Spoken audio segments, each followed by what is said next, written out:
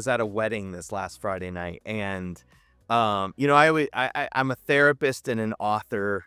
And then if they get curious about, oh, you're an author, like you've written something, and then I say the book, and um, it's interesting because I've had, some people are just so ready to talk about Mm. their story, and talking about the sex talk, that you didn't get or how it went wrong, is often an easy way into somebody's sexual story. And I've been amazed, like the guy at the Verizon wireless store or on a vacation with my family in the mountains, just the kind of conversations it brings up on Friday night, a few of those happen at the wedding. And then there are of course the few that are a little like, you know, and you sense like, "Oh, man." And I always think to pray for them, like what shame does it provoke? Because Mm. there's certainly those that have, men that have said, "Hey, I really screwed it up with my own kids." And, Mm.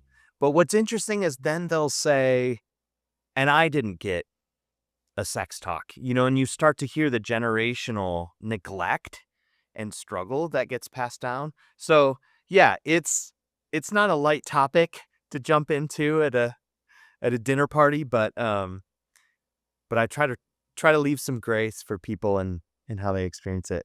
Mhm.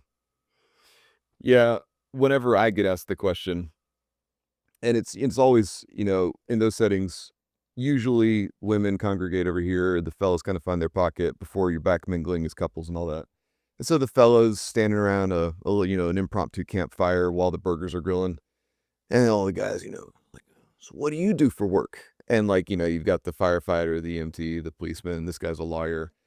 I know every time when it gets to me, like, it depends on what kinda company I'm in. I might adapt the answer a little bit. Yeah. If that's gotta be real quick and dirty and I don't have time to get stuck, I'll just be like, "Oh, I work in addiction recovery." "Oh," and then, we skate on past it. Yeah.